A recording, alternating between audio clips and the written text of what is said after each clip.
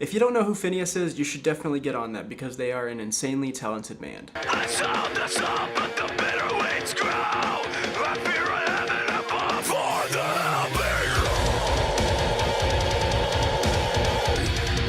Phinehas doesn't seem to have broken out yet, despite being some of the craziest musicians out there as far as skill and songwriting go. The band officially formed in 2001 near Los Angeles, despite their first full-length album not being released until 2009. They are a Christian metalcore band, although they do dip into other genres as well. Dark Flag is their fourth full-length studio album, and it's being released via Solid State Records. It also has 12 tracks on it, and it runs about 43 minutes. I looked at the darkness too long, no one stirs back. The band wastes no time as they pummel us with their opening track and title track, Dark Flag, and right away you can tell that this is going to be an amazing record. By a minute or so in, your face is already melted from all that great lead guitar and fantastic lyric from these guys. I looked into the dark and now it stares back before leading into a little mini breakdown, setting up the verse. As I stated earlier, these guys dip into a lot of different genres. A lot of their minor lead work makes it feel like a deathcore album at sometimes, but then they come at you with a chorus that will throw you back to metalcore from the early 2000s. The band show off in this song with a pretty tasty guitar solo, leading into a second huge breakdown towards the end, leading us into the next track.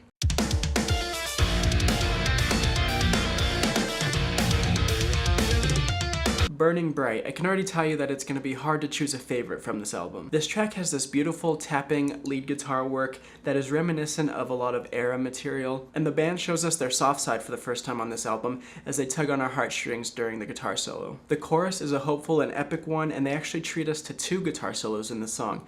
It is definitely one of the lighter-hearted songs on the album, but we do still get a breakdown at the end.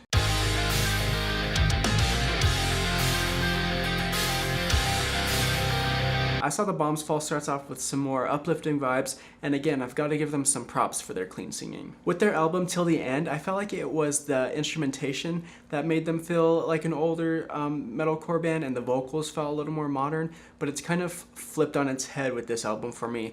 The music sounds a little more like modern metalcore to me, and the vocals take me back to earlier metalcore days. This song also has one of my favorite breakdowns on the whole album. You can really feel the anger behind it. One of the hallmarks of this track is an effect they use on the vocals. It's like that megaphone effect on them, and they do it a couple of times throughout the song.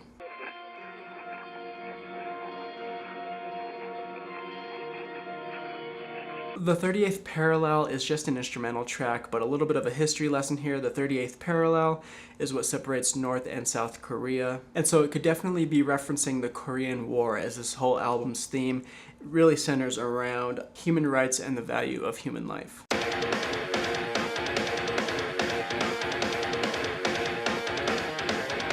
Hell Below has a music video out. You should go check that out if you haven't yet. The vocalist Sean reaches some of his lowest screams in this song during the second verse and in the breakdowns, which the last one, by the way, is going to grab you by the balls and never let go. The lyrics in this one seem to be speaking to these people who think they can play God and decide what's right or what's wrong, and who deserves to die and who doesn't. First light under quiet clouded. A War That Never Ends takes another softer turn, and it's going to have you swaying the whole time. There's great background choirs and beautiful melodies, and really it's kind of night and day when you try and compare this song to any of the 4 full tracks that precede it, which really demonstrates the diversity that this band brings to the table.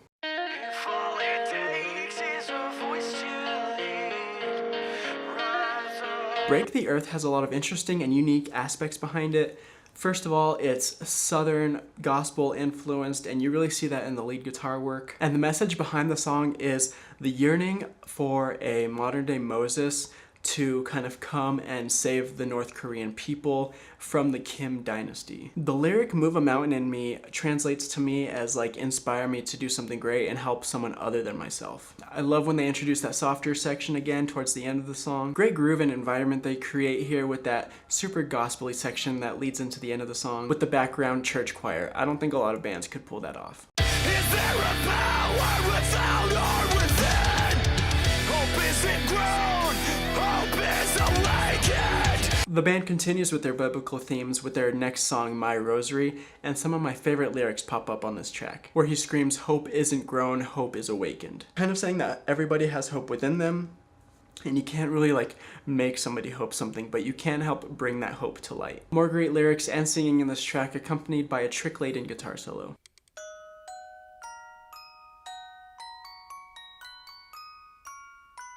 With the next track, which is another instrumental track, the band is clearly making a statement about North Korea and what has gone on there and what is still currently going on there.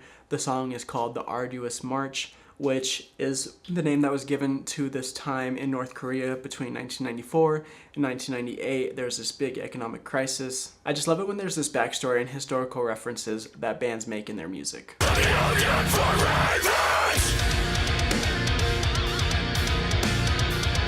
The guitarists remain busy in Communion of Ravens, where they use a lot of dissonant chords and dissonant melodies that kind of remind me of Silent Planet at times. I Refuse to Live Dead Any Longer is one of the big lyrics that's going to come out of this song, as it's repeated a couple of times. The band has a great build up to their brutal breakdown in the song, sparked by the lyrics Communion of Ravens. And you'll find a guest vocal spot on this track from Jimmy Ryan of Haste the Day. Some of my favorite screaming from Sean on the album as well towards the end of this one.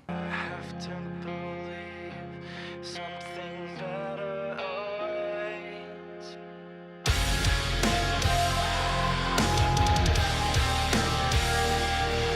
Meaningless Name starts off with this soft melody and this grand atmosphere of dread and wonder. Again, Sean demonstrates some impressive clean singing on this one, as the band brings about this feeling of gloom that is just elevated when the band comes in full force. This is a slower track, but it's also one of the more emotion-evoking ones. Highlights of this one for me would definitely be the clean singing and the lyric, I have to believe something greater awaits. I had to be broken to be pieced back together. No Death, No Forever, the ending track of Dark Flag by Phinehas.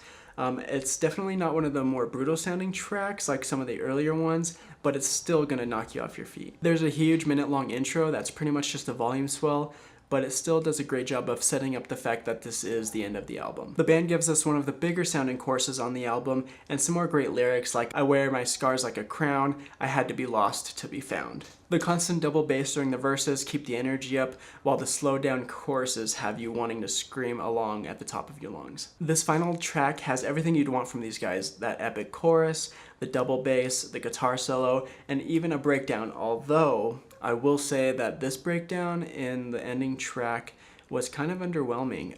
The vocals behind it are super brutal, but the punch when the breakdown comes in, and just, I don't know if it's the rhythm, but something about it is underwhelming. It doesn't quite hit the spot, unfortunately. In conclusion, Dark Flag is one of the more technically impressive albums to be released this year. All members bring everything they have to the performances. You'll never get bored with the guitar work. The vocals will leave you with your jaw dropped at times. The drumming is on point, and even the bass guitar shines through at some points. There's a great message behind the lyrics and a lot of cool references hidden inside of them. Compared to Till the End, this album is definitely on par.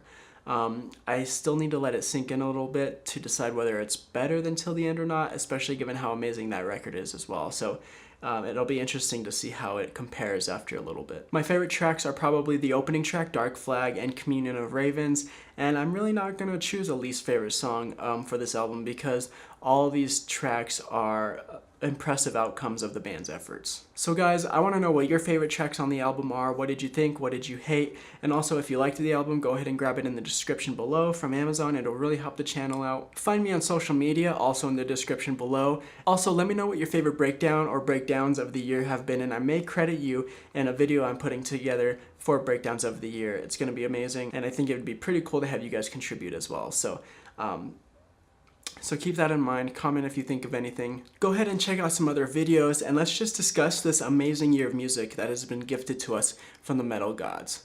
Thanks guys, rock on.